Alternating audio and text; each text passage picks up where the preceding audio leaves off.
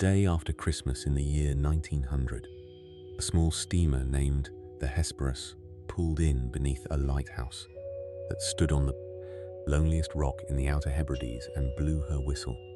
No keeper came down to meet her. The relief man, a sober Scotsman named Joseph Mòr, who had served on that very rock, was rowed ashore, climbed a flight of steps cut into the cliff face, walked into the living quarters of the lighthouse, called out, "Are you within?" and was answered by silence.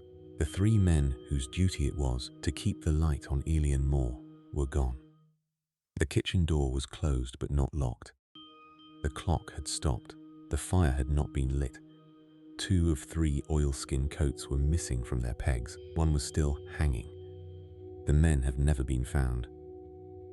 Almost nothing else of what you think you know about this case is verified. That is to say, the half-eaten meal on the table, the chair tipped over on the floor, the log entries about a storm, no other station recorded, the strange tale of 3 giant birds, even the cold breath in the room that the relief party is said to have felt. These are not in the original report, written in January of 1901 by the careful and unromantic superintendent of the Northern Lighthouse Board. They are not in Joseph Mòr's letter of the same week. They are, very nearly all of them, the invention of a poet writing 12 years afterward in Hexham, in Northumberland, who had never been to the Flannan Isles, and whose poem, called Flannan Isle, has gone on being the source from which the rest of the world has drawn its memory of what happened there. The poem is good. It is also, in the most exact sense of the word, fiction. We are then in the position of a man who has gone in search of a real event and has found, instead, a poem about it, and behind the poem, a thin sheaf of documents, and behind the documents, a silence that has now lasted 125 years. The rock is still there. The lighthouse is still there. The men are not. Begin with the rock. Eilean Mòr, the great island in the Gaelic, is the largest of 7 specks of basalt that lie about 20 miles west of the larger island of Lewis in the Atlantic, in waters that have never been kind to small vessels. The rock itself is roughly a mile across. Its sides drop 200 feet sheer into the sea. Until the 1890s, no one lived on it, though the Hebrideans crossed to it occasionally to graze sheep, and there had been, long before, the ruined cell of an Irish monk who had presumably been left there on purpose by a community that did not require the daily presence of the holy. The lighthouse on it was built between 1895 and 1899, at considerable expense and with no small loss of temper by the Northern Lighthouse Board, under the supervision of an engineer named David Allen Stevenson. Of the Stevenson family that had built so many of Scotland's lights, and from which, by some splendid genealogical accident, the novelist Robert Louis Stevenson was descended. The work was difficult in a way modern construction is no longer difficult. There was no harbour on the rock. Everything, stone, iron, lime, oil, lamp, the lens, the keepers themselves, had to be hauled up the cliff face by hand and by a small steam-powered crane that the workmen erected and dismantled with each season. There was no fresh water. It had to be brought from Lewis in barrels.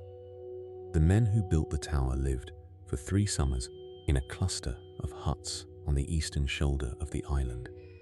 Their letters home, where any have survived, describe a place that is beautiful for about 3 days at a stretch, and then becomes, for the rest of the time, the loneliest landscape a Scotsman is ever asked to inhabit. They finished the work on schedule. The lighthouse came into service on the 14th of December, 1899. It was, when it first burned, the most westerly light in Great Britain. It was, in 1900, a new and somewhat experimental thing. It required, by the board's regulations, 3 keepers at any one time. They worked a rotation, 2 weeks on the island, 1 week ashore. There was a principal keeper, a second assistant, and an occasional keeper who filled when one of the regular men was sick or on leave. In the December of 1900, the Lighthouse's first full winter, the 3 men on the rock were James Ducat, who was the principal, aged 43, a married man with 4 children, who had spent his life in the service of the board; Thomas Marshall, the second assistant, aged 28, unmarried; and Donald MacArthur, the occasional, aged 40, married with 2 children, filling in for a regular keeper named William Ross, who had been signed off sick.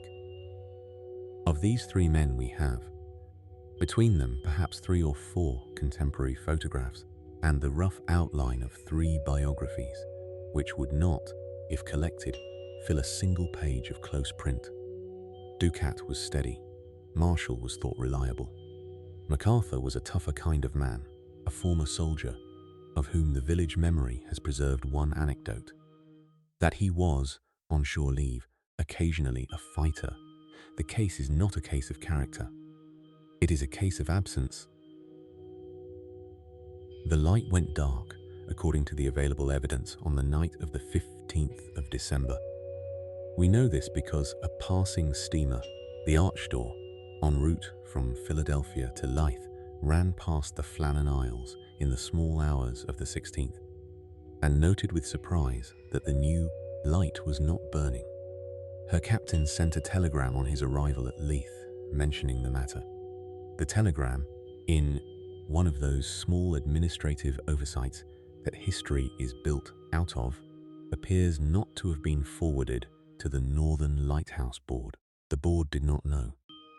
The relief tender, the Hesperus, was due at the Rock around the 20th, but heavy weather kept her in Loch Rogue, on the west of Lewis, for 6 full days. She sailed at last on the morning of the 26th, with Joseph Moore aboard as the relief keeper and a Captain James Harvey in command. When she came under the cliffs, she sounded her whistle, which was the customary signal. There was no answer. She fired a flare. No answer. They saw no one on the landings, no flag at the staff, no smoke from the lighthouse. Harvey launched a boat with Moore in it. The eastern landing was reached. The boat was held off the rocks. Moore climbed the cut steps and went up. What he found when he reached the lighthouse is recorded in his own letter to the board, written within the week. I will quote from it, because everything that has been said about the case since has been said by paraphrasing or contradicting these few sentences. "I went up," wrote Moore, "and on coming to the entrance gate I found it closed. I made for the entrance door leading to the kitchen and storeroom, found it also closed, and the door inside the porch. I called out, 'Are you within?' but no reply. I went into the kitchen, where I knew the fire had not been lit for some days, and I noticed the clock was stopped. I looked into the bedrooms and found the beds empty, as they had been left in the morning. I then proceeded to the tower, looked for the keepers there, and did not find them. I came back to the kitchen and stood there for some time, considering what was best to be done. That is, as nearly as we can come to it, the original text. There is no overturned chair in it. There is no meal on the table. There is no half-eaten food. There is, in the porch, an oilskin coat, one hanging on its peg. There are 2 further pegs that are empty. The pegs that are empty belong, by the board's records, to Ducat and Marshall. The peg that has the coat on it belongs to MacArthur. Moore went down, he told Harvey. Harvey sent up 2 of his crew to search again. They searched and found nothing more. They looked at both landings. The east landing was undisturbed. The west landing was not. At the west landing, which faces the open Atlantic, the railings of the iron gangway had been twisted and bent. A lifebuoy that should have been on a stanchion was gone. Ropes that should have been coiled neatly were thrown in a heap and partly trailing in the water.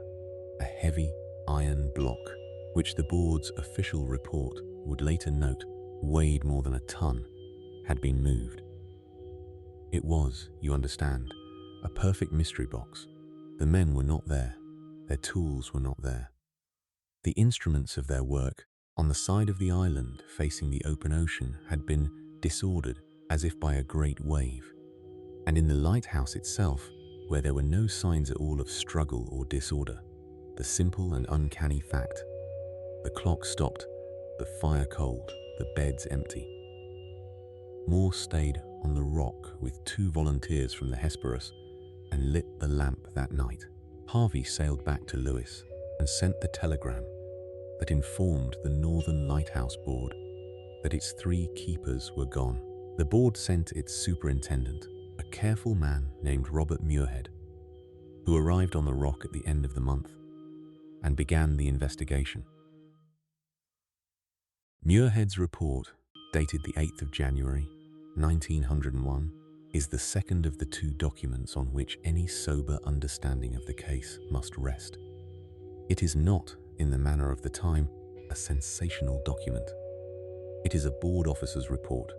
It records the dates and the sea conditions and the personnel and the equipment. It records that Marshall's last log entry was for 9 in the morning of the 15th of December and noted, "Storm ended. Sea calm. God is over all." A curiously calm phrase, given that the wind logs of stations 100 miles east show no significant storm on those days, and given that the keepers had, in their earlier entries that week, recorded a gale of an unusual violence. Muirhead does not, in his report, pretend to know what to make of that discrepancy. He notes it. He moves on. He records that there was, in the Atlantic that week and the week before, a great deal of bad weather of the kind that the men of the Outer Hebrides know in their bones. He records the damage at the West Landing. He records the missing oilskins. He records, with a marine engineer's care, the precise condition of the gangway iron and the displacement of the heavy block, and he calculates, drawing on 3 decades of his own experience in those waters, the height of wave that would have been required to do it. Muirhead spent 5 days on the rock, in conditions that were themselves rough enough to delay his departure twice. He interviewed Joseph Mòr at length. He examined every room in the lighthouse. He climbed down to both landings. Personally, he was 60 years old, and the descent at the West Landing was not an easy one for a younger man. And he stood at the spot where, by his reconstruction, the 3 keepers had stood, and he looked out at the water and he made his own measurements. He read every page of the log. He counted the tins in the storeroom. He sat in the chair at the kitchen table and noted, for the report, how many places had been laid for the next meal that was never cooked. A question that has since acquired a poetic significance it never had in the original. There were no places laid. The kitchen was clean. When he sailed back to Lewis, he had a clear and entirely unromantic picture in his mind of what had happened. He concluded, and his conclusion has not, in the 125 years since, been seriously improved upon, that all 3 men had been at the West Landing, securing or trying to recover equipment, when an exceptionally high wave of the kind that does come up in those waters had risen up over the landing, with enough force to bend iron railings, and had taken the 3 of them off the rock and into the sea. He pointed to the fact that 2 of the keepers had taken their oilskins, and the 3rd had not, and offered the theory. It is only a theory, but it is a serious one, that MacArthur, watching from the lighthouse, had seen something happening at the landing and rushed down to help his fellows, without stopping to dress for it. That is why his coat was on its peg. He had not gone out in his coat. He had gone out to save his men and had been taken with them. It is, and this is the thing that has to be insisted on, because it does not satisfy the imagination, a probable, indeed a likely explanation. The waters off Eilean Mòr have, on more than one occasion since, produced exactly such waves. The West Landing has, on more than one occasion since, had its iron equipment torn out. The keepers on the rock for the rest of the 20th century would tell visitors, when asked, that the worst weather they had ever seen had been on Eilean Mòr. One of them, in the 1950s, was washed off the eastern landing himself and saved only because he was tied. Muirhead, who knew the place and the men and the waters, gave the only explanation that the evidence will support. He said it was a wave. But a wave is not a satisfying ending. A wave does not stop a clock or put out a fire. A wave does not leave a half-eaten meal on a table. The mind cannot rest in a wave. The mind requires a story. And so the story was, after some interval, supplied.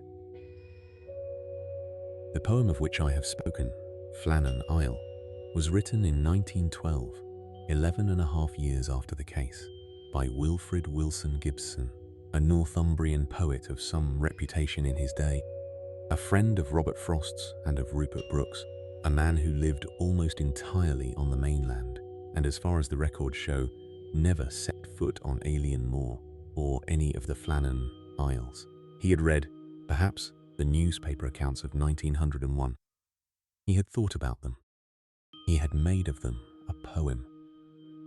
In the poem, which is short and effective, and is the reason the Flannan Isles case is, today, a famous one, 3 men row out from the Hesperus and climb the cliff, calling and find the lighthouse empty. So far the poem follows the record, but Gibson, who was after all a poet and not a reporter, added the details that the record had not supplied and the imagination required. He had the men cross the kitchen and find, on the table, a meal laid out, meat, cheese and bread. He had a chair tipped over on the floor. He had the door swinging open. He had, on the steps to the lighthouse, 3 large seabirds that fled at the men's approach, and that the speaker of the poem half suspects of being something more than seabirds. He had, in the closing lines, a feeling among the searchers that the missing keepers were near, watching them, and a final inability to find any trace of them, and a sense that the case had not, in any human meaning of the word, an answer. The poem went into school anthologies. It was read aloud in classrooms. It was reprinted in collections of famous mysteries and strange stories of the sea throughout the 20s and 30s. It was broadcast on the wireless. It was learned by heart by generations of children in the British Isles and in those parts of the world that learned the British poets. Australians, Canadians, New Zealanders. Each of these children, when at last they laid down their school copies and went out into the world, carried with them, as part of what they knew about the sea, the picture of the kitchen on Eilean Mòr, with its meal on the table and its chair tipped over and its open door. They carried it the way one carries a fact. They had received it inside a poem, which is to say inside a thing that announces itself openly to be invented. And yet the poem had been so authoritative and the silence under it had been so total that the invented details slid sideways in the mind and registered in due course as memory. None of the children remembered being told what was true and what was Gibson. They remembered only that on a certain rock at the edge of Scotland, 3 lighthouse keepers had been having their dinner one night when something terrible happened, and one of the things found afterward was the meal still on the table. None of it was, in any verifiable sense, the case. It was, in the deeper sense in which a story claims us, the truth they had been given. The poem had eaten the case alive. There are, in the literature on the Flannan Isles, other explanations than Gibson's and Muirhead's. They began to multiply in the 1950s and have not yet stopped. There is a theory that the keepers were carried off by an enormous octopus. There is a theory that they were taken by a ghost ship that has been seen on those waters.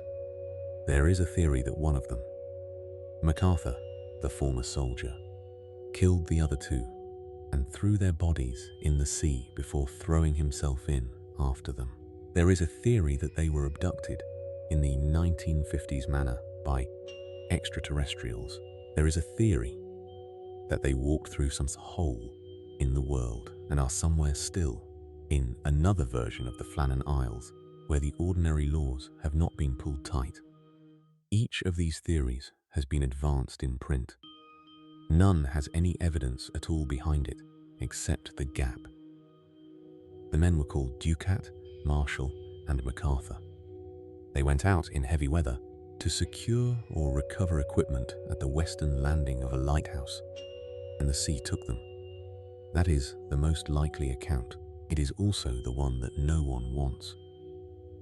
Their families, in the months afterward, were given the board's small standard pensions, the board's careful condolences, and the board's invitation to visit the lighthouse on Eilean Mòr, if at some future point they should wish to.